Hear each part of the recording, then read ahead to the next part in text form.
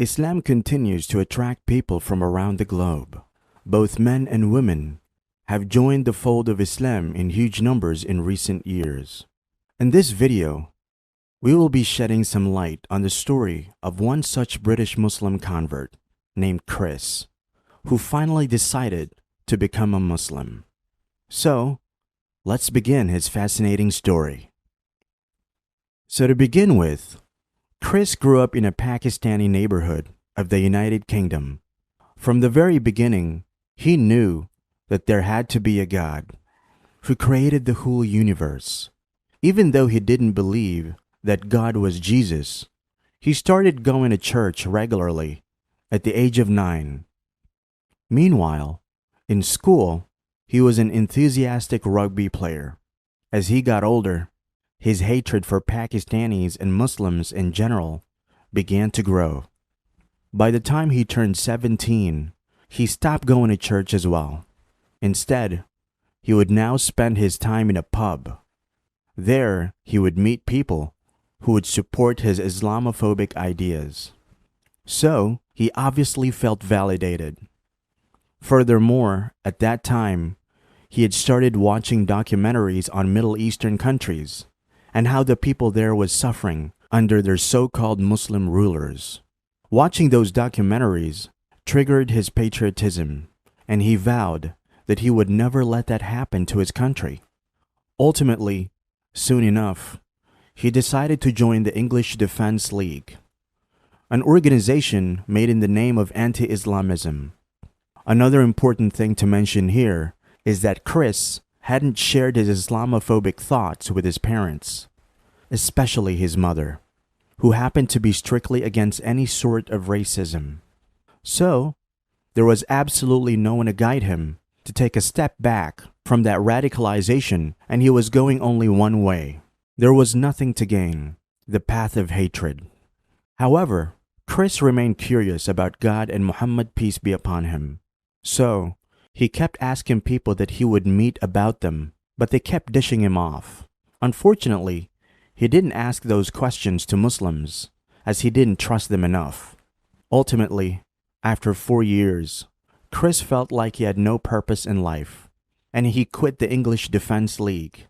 It was during his time in the English Defense League that he made his 2 friends, whom he later found out to be Muslims. They were actually pretty nice people, and Chris found it hard to believe that they were Muslims. Moving on, after leaving the English Defense League, Chris found himself in a bad phase as he got into drug dealing. The only good thing that came out of that part of Chris's life was he made an acquaintance with a Pakistani taxi driver whom he would use to call for all his movements in and around the city. This made him realize that Pakistanis are actually not that bad and that they can be trusted. Anyhow, when Chris finally gave up drug dealing, he couldn't overcome the drug addiction that came with it. He would consume cocaine and alcohol regularly just to stay satiated. Due to that drug addiction, Chris got into a car crash and eventually ended up in a hospital where, according to his own words, he died 2 times, meaning that his heart stopped beating a couple of times. However, the doctors and nurses treated him well, and he got better over time. He later found out that some of the nurses who tended to him were Pakistanis, so he came to the conclusion that Pakistanis were, after all, just like other people. In any case, it was too soon to say that Chris's bias against Pakistanis and Muslims in general had vanished. After all, he thought of Muslims as extremists and hated them all his life. Proceeding ahead, after Chris's discovery, he decided to give Christianity another chance. He went through the Bible again, but came to the conclusion that Jesus is a prophet, not God. So who was God? Chris's research continued, which ultimately led him to discover one of the biggest Muslim YouTube channels. It is worth mentioning that Chris didn't know that it was a Muslim channel at the time. Instead, he thought he was watching stuff about Christianity. Anyway, he kept watching videos from that channel, and he felt as if he had finally found a resource that made sense. That filled him up with euphoria. He felt like this was his cue to go back to Christianity. Meanwhile, Chris worked in different positions, and that is when he met a guy named Bashir. Bashir was a very well-mannered and kind person who quickly became friends with Chris. The two of them started hanging out quite often. At one time, they were sitting in a restaurant. Bashir asked the waiter if they serve halal food. Chris was taken aback by this, and that was when he came to know that Bashir was a Muslim. It was at this point that Chris realized how wrong he has been to judge Muslims based on their religion. He had never given any Muslim a chance and assumed that they were bad. Soon after that, Chris found out that the YouTube channel that he was watching for 2 months now was actually about Islam, not Christianity. Upon knowing this, he stopped watching it, only to come back to it a month later. This time around, he watched all the videos with a clear mind. He got to know about Allah, the Prophet Muhammad, peace be upon him, Prophet Jesus, and everything else. He tried to refute the Islamic ideas, but they resonated with the logic. Chris was also particularly impressed after reading about the character of the Holy Prophet, peace be upon him.